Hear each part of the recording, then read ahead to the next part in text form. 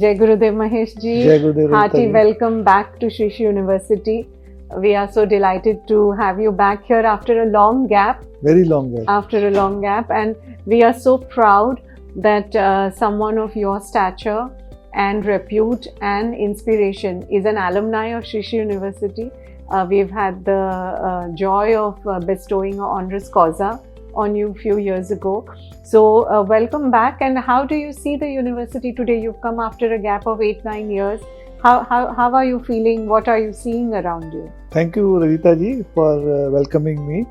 And yes, I'm coming after a long time, about 8 years. And I must say, university has changed. The whole landscape is changed. And I am finding so many students studying here. I am finding so many departments come up, and diverse faculty streams. Now, there was only MBA at the time when I came in. You have BTech, large computer science student.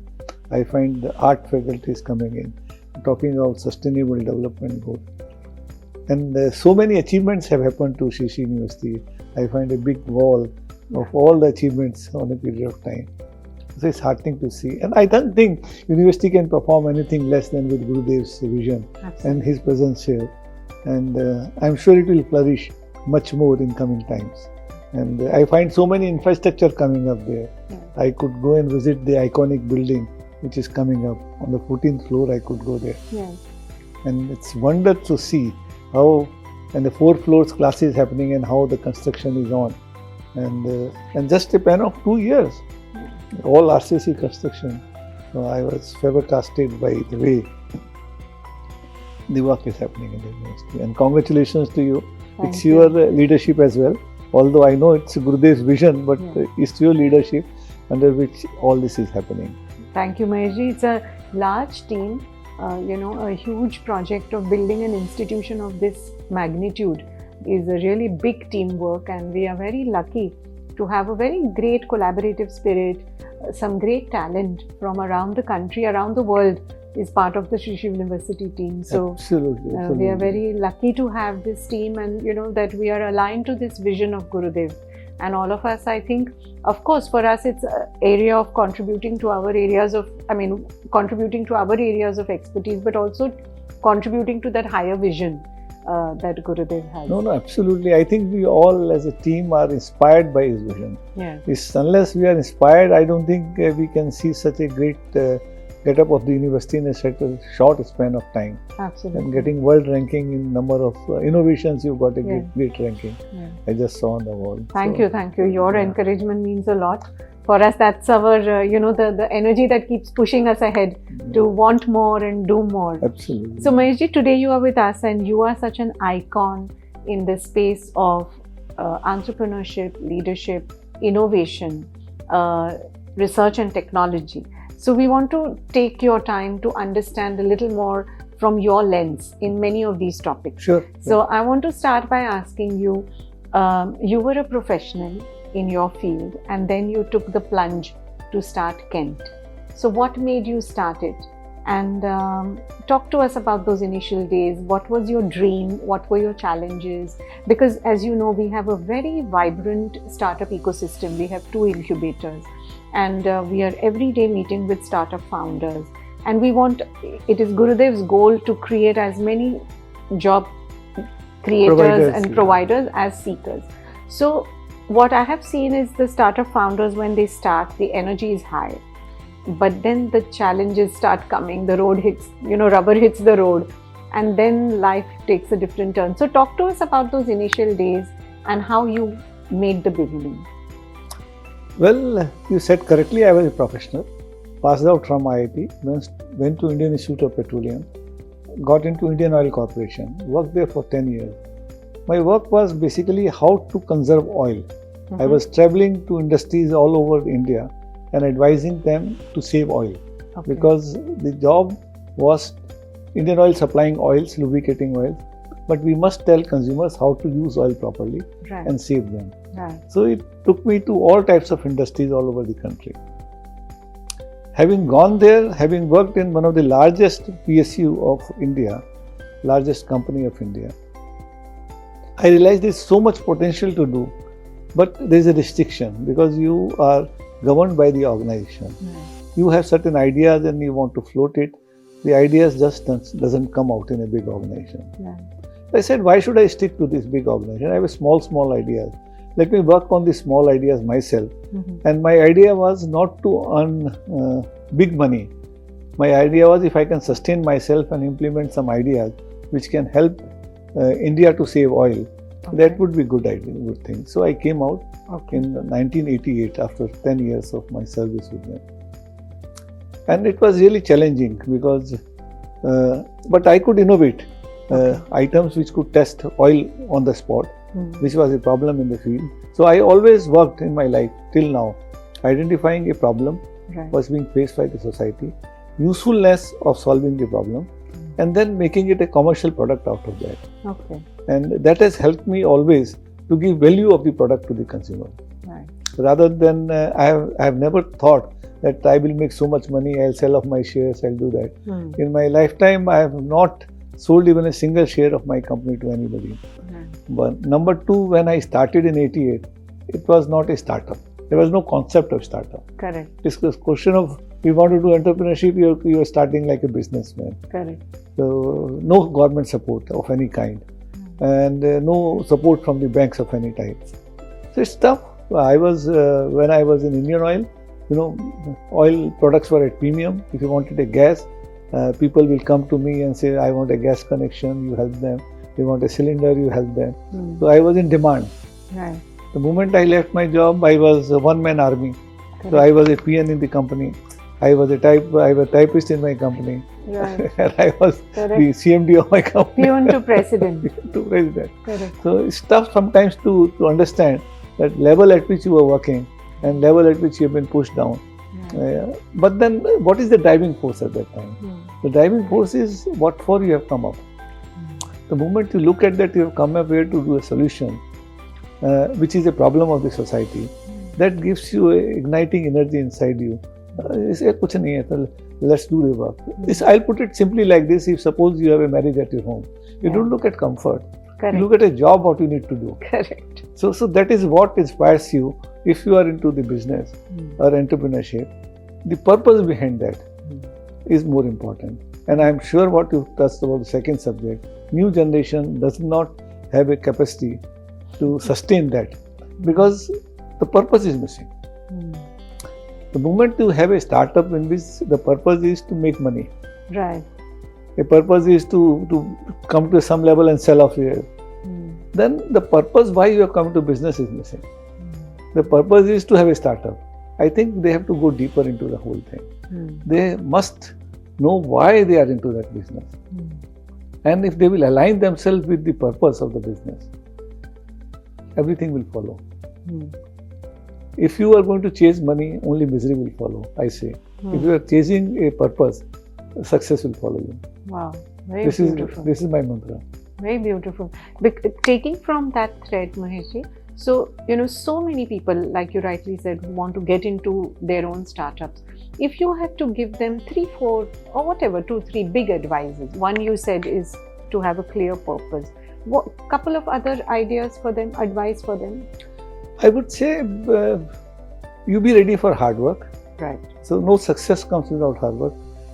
As we know, passion is most important. Yeah. You want to get a success, then your passion. Passion means not that working with the little time. Out of the way, you have to sacrifice something and work for your passion. Right. Number 2, you should not lose your dreams. People, while going forward, they say, I want to do let's say I want to cross this much distance. Coming half, they will say, oh, it's very difficult, let me lose that thing. Right. It happens in life. Suppose you want to lose your weight and then you start some exercise, you say dieting, I'll start. After 3 days, you lose yes. Yeah? Start having the chips again. Yes. Chips again. Idea behind it is you lose your dream. Yeah. So I would say that you are an entrepreneur, you cannot lose your dream. Bounce back. Keep at it. Keep at it. Right. You will have tough times, but you will cross the tough time. Yeah. So if you just follow these 2 simple advice, that you have to be passionate about what you do and don't lose your dream in between.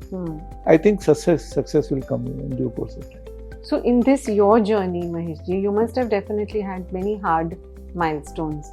Anything you would like to share that, which you feel today looking back, wow, we dealt with it. So we have continuously, every day is the biggest problem. Even now I am facing. I have become a successful businessman. I have been successful in all the work I do. But I think one of the biggest hardship for me, even today, is to get quality manpower. Yeah. When I was in IIT, when I was in Indian Oil, or when I was in IIT, I had all the people who were the top talents of the world. Right. The best people come to the IIT Kanpur. So I was, my colleagues and my friends were all that class of people. Right. When I went to Indian Oil Corporation, still did not have the same class of people, but I had still a good quality of people around me. Right. It was a good organization and people want to come there. Right. But even today I am struggling to get good quality of people around me. So that's something you have to bear in mind, that why should the best person come to you? Right. They have so many opportunities. You are not that treated organization. So the real challenge in life to me throughout, even now, is take the person who is ready to work with you, but you need to tell him what you want from him. Yeah. And you need to take out the work from such people. So to my mind, that's one of the things. I'm not saying it's a regrettable situation, but these are the challenges for us, which we need to work it out. Yeah. Very, very well said. And that leads me to that question, therefore, about your leadership style. I have had many great opportunities to see you with your team, and you are such a respected leader. How would you describe your leadership style? I don't know. I am not an academician. I will describe. If you tell me, I can choose A or B. But my leadership style is that I am always honest to what I want from people. Right. So I don't have two sides of the coin. Okay. So I have only one side of the coin. This is what I want, this is what it is. And I don't cheat with people. I work with honesty. Right. And it's an open book in my company. Transparent. Totally. So that I think has helped me. People know what I expect from them. Right. And I stick to them, I respect them. I don't know what type of leadership quality you are referring to, but if you are honest, I think people respect you. Right. Yeah. That's so wonderful. That's true. And you are in an area of business, Maheshji, which is also continuously disrupted and pushed by the innovation around. So, what is your approach to innovation, and how do you stay current with what's happening in the world, or ahead of what is happening in the world? See, first thing is, whatever subject you are dealing in, you have to understand and improve upon it to ahead of the curve. Right. So my position is always be ahead of the curve and be before time. So I always look at the issue. I am into like drinking water. Right. In drinking water, I keep looking how can you improve drinking water. What's the issue of my water purifier? Am I ahead of this or not? Right. And I have generated 12 patents on there. So in each technology, we are ahead of the other people, and they all follow me. And I put a simple thing in my leadership style. I say, if I have to walk or I have to run a 100-meter race, where do I look? Do I look at the person who is running besides me? Do I look at the person who is behind me? Or do I look at the lamppost? I always feel if I have to win the race, I have no time to look left and right. I have to look only at the lamppost. So my style is always look what the issue is and how you can be ahead of this. People have competed with me, not with technology, but people have competed with me in terms of copying, in terms of doing unfair practices. Well, I can't overtake them on that front of it. But as far as technology is concerned, innovation is concerned, you have to lead from the front. If you don't lead, you will be falling back and you can't regain that position. This is my firm belief. When you say it, Maheshji, it sounds very simple, but it's so difficult. So any guidance you have on how to cultivate this innovation mindset, or cultivate this mindset of, that need to be current or to be ahead? How to cultivate this? Well, cultivate is, there is a belief which one has to always believe in it. Okay, there is a better way of doing. Okay. Anything which you are doing, whether it is the product, is the way you do the things, or the way you look at the things, you should believe in only one thing, that whatever you are doing to your best, there is still a better way to do it. Right. The nature will guide you what's a better way. Right. But if you are not looking it, that means you are not looking at the mirror. Right. So keep looking at the mirror, keep thinking what you do. Yeah. Then I'll come to your style of living. Right. So this is as far as the thing is concerned. How free is your mind? Wow. Is your mind has a conflict? Your mind is surrounded by noise. If your mind is surrounded by noise, I don't think you can be innovative. Right. So you have to free your mind. Right. And that's why the teaching of Gurudev Shri Ravi Shankar ji has come in my life. Right. And before this also I was always free in my mind to some extent, but coming into his fold and gaining the knowledge has helped me greatly to reduce noise in my mind. And so once your mind is free, then these ideas come of their own.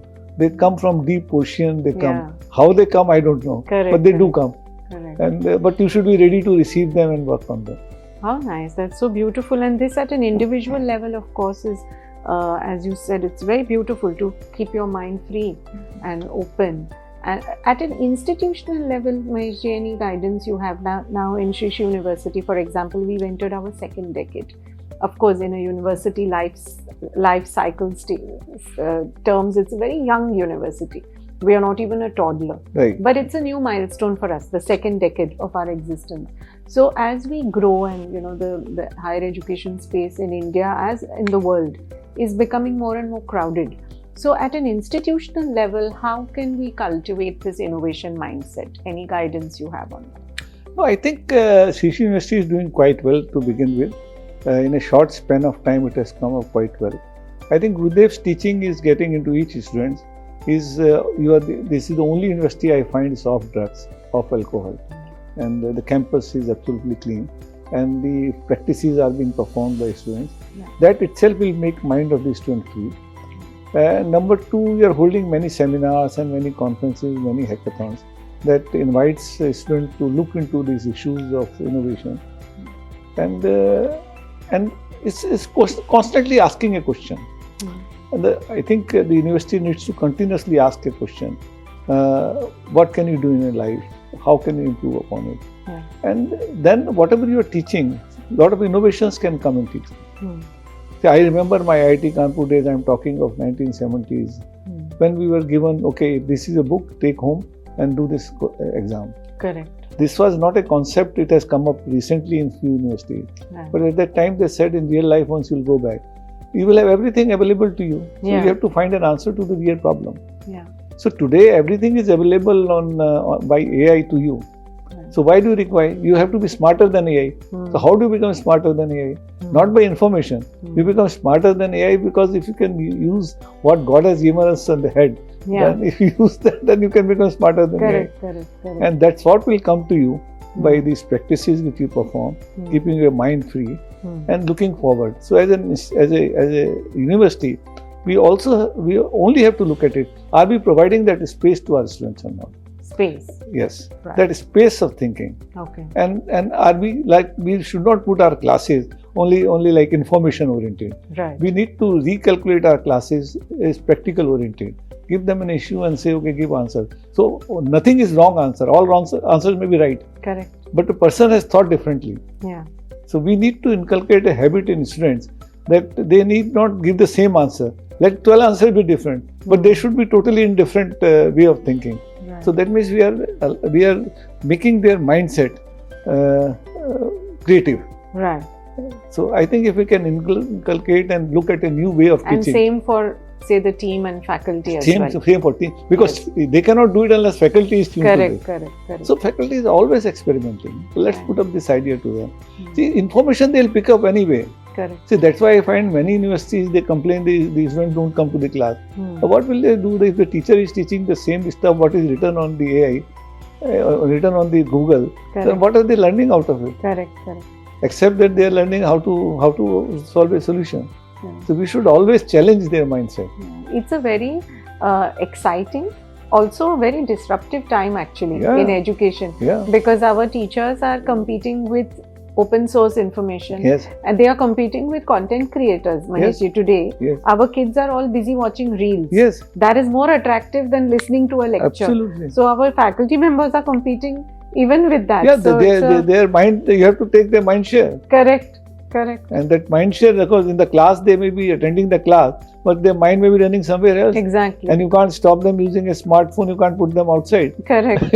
They may be scanning the smartphone. Correct. So, I'm coming to that role of yours. You sit on the board of governors of IIT Kanpur, right. and therefore are responsible to drive the IIT Kanpur strategy or the vision for the coming years.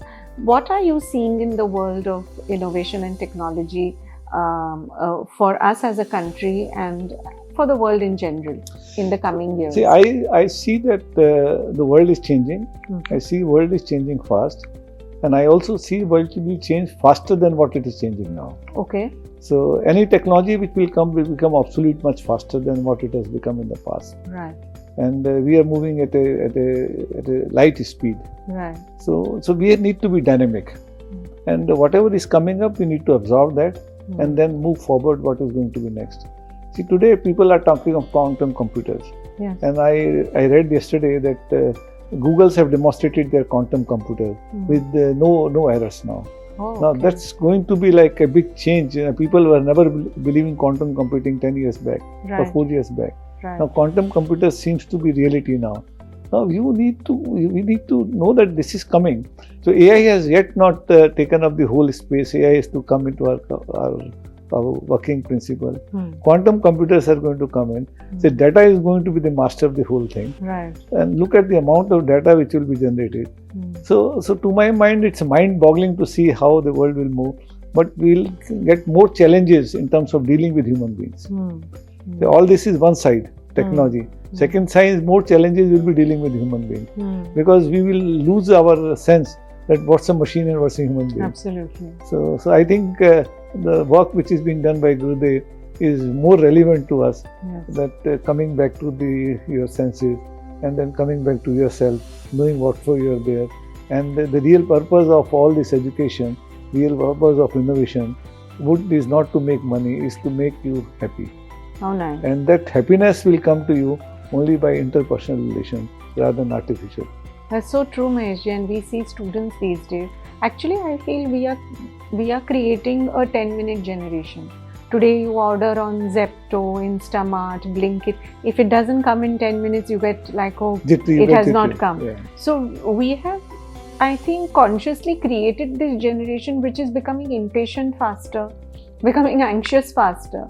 And therefore this core value or the core understanding of the importance of happiness, I think, needs to be really instilled back in... Yeah, I think so. You are right to some extent, but let's not say that we are pulling away their happiness. But if they are going to use a system and it has certain bottlenecks, they will get reflected. Now you have ordered on Zepto and it's not coming, obviously you are going to become impatient. Yes. But I think most important issue to my mind in future, challenges I would put it like is sustainability. Right. See, we have to get out of a system of overconsumption. We are always trying to find alternate energy sources. We are always trying to find alternate ways of living. But I think we are not looking at holistic way of consumption oriented. And there is an artificial system of availability of resource at a particular price. Right. And people consume based on availability of money with them and the resource they are buying on it. Right. I think this has to change. Some equitable distribution of resources need to happen. I'm not saying you get into communism. So communism is equitable distribution of money, not equitable distribution of resources. So I'm saying equitable distribution of resources to some extent. Right. Has to happen because the resources are not unlimited in future. So these are bigger challenges to my mind in coming time. And as you rightly said, that is also one of Gurudev's big visions for the world. How we create a more sustainable, peaceful, prosperous, harmonious world. And that I'm very proud to share, Mahesh, and you have seen is a very important DNA for us in Sri Sri University. Absolutely. That how we build a sustainable campus, how we incorporate, so sustainability is incorporated as a credit in most of our programs. Yes. So universally. So, we are taking good steps. So that's why this university is the best. Yes. Thank you. So coming from the world, Maheshji, what do you see for India? Today there is so much about, Honorable Prime Minister's vision of Bharat at 100. In fact, we, Maheshji, are 153 universities have been selected by the Government of India to create the vision document for Bharat at 100. And very happy to share we are one of them. Right. So about 10% of Indian universities, and we are one of them. So how do you see India in the, say, coming 2 decades? See, I would see India 100% developed by 2047. Okay. I see no reason why it will not be developed. All factors are in your favor. The economy would be more than $50 trillion. 50 trillion? Yes. Okay. I can give you an economics how it will be at because people are saying 35 trillion. No, it will be 50 trillion to my mind. Okay. Because we are going to double our money in 6 years' time, double our economy in 6 years' time. Okay. We are going to grow at 8%. Let's not worry about what has happened in a quarter. Okay. Let the full year come. This is India's growth story because India has a young population. Right. Indian population is educated now. Indian entrepreneurs, we have largest number of engineers and doctors, which is not there anywhere in the world. Yeah. Number 3, geopolitically, India is at a very strong position because China is losing in the world, and the world looks at India for growth. Yes. And not only that, Indian population has gone abroad and captured the whole of the world, by and large, by our NRI population. Right. Let it be Middle East, let it be US top population, let it be Europe. Japan is lacking, never mind. Korea is lacking, but it will happen over a period of time. So Indian educated persons will go all over the country, and within the country resources are coming. Now people who are settled abroad want to come back to India because everybody wants to have China +1 policy. So industries will get set up here. So Apple is being manufactured now in India in a large way. Other companies will set up their shops, and by setting their shops, Indian entrepreneur will learn to supply components. What is the international level of requirement? So it's a slow and steady process. It doesn't happen overnight, but it will happen. And Indian growth story is looking at very positive to me. And in my mind, India will go to that level. And we'll also have to take responsibility. We need to work in core sectors like silicon chips. The AI, we are already working. That's why after AI growth, all our software industry is looking very good nowadays. In the hardware, we need to work better. And we'll come up. The manufacturing will go up. So this incremental, Maheshji, like now we are about $4-5 trillion, and we have $4 trillion. 4 trillion. Let me tell you. So where will the 45 come from? Okay, India will see 4 cycles. Okay. 6 years, 4 cycles. Okay. 6 job is 24. Yes. So we are 24. We're talking of 48. Correct. And if we double our economy every 6 years, right. so 4 will become 8. Correct. 8 will become 16. 16 will become 32. That will become 64. Correct. So if you double your money in 6 years' time, if economy in 6 years' time, you will come to that level. Right. That's my belief. We will do that. And which sectors do you think will be the big contributors to this? I think service will continue to the biggest sector. Service and obviously manufacturing, we will take 25% of GDP as we grow. Service sector would be very big because the whole world is moving from manufacturing to service industries. And in service industries, Indians are all doing very good. So whether it is any type of servicing, so we people are educated, we are hard workers, we are passionate. The days of manufacturing are not to that level. So the day of servicing is more important today. We will get into innovation space as well. Our universities will become scientific hubs over a period of time. By that time we graduate. Another 5 to 10 years time we will see this transformation happening. And we will start writing more patents. And that's how we will gain the importance of the West to India. This is a cyclic thing. No country can remain on top. The cycle of the other country has to come in. And if we continue to have good leadership, what we have today similarly. So I think that vision will be there. I'm hoping that there is no disturbance in future in the leadership. Some continuity in reform and policy. But even if there is some not continuity, I think any other government coming in, they have no other way but to look at reforming India. So my last set of questions, Maheshji, as all of us, as Indians living, working in India, and in a sense building India. What would you say for all of us across, say, multi-generational question I'm asking you? If you look at a working age group between, say, 25 to 60 years of people today, what would you say is some things we should keep in mind to equip ourselves for the coming 2 decades? I would only say first is believe that good times are coming. Okay. If you have no belief, then you start into a negative zone. Right. So believe that good times are there for you. Number 2, work hard. There is nothing better than working sincerely and working hard. Right. That's how the country will get built up. You can't build the country by sleeping and say, oh, no, my time is over and I'm going off. Yes. And then not working sincerely. These 3 things, believing, working hard, working sincerely, I think should be good enough. Fantastic. Simple things. Simple things, but that is the difficult ones. No, they are difficult. They look simple, but they are. They are difficult, but then if somebody doesn't do that, the basic you don't do it. You got to do it. You got to do it. Can I ask you some rapid fire questions? If I can. Yes, one word or 2 word answers, if you can give. I don't know whether I'm good at it or not. You are very good at it. One word one word answers. Leadership. True to yourself. Okay. Innovation. Something is better than what you're doing now. Okay. Entrepreneurship. Create value in the society. Resilience. Work hard. Life. It's a journey. Live it. Mind. Is chanchal. Hindi में क्या बोलते हैं उसको? Chanchal. Okay. All right. Success. Success is to be happiness. Bring happiness. Bring happiness. Art of living. Art of living in present moment. Okay. Shri Shri University. Is great place to learn. Fabulous. Thank you. Thank you, Mahesh ji. Thank you for your time.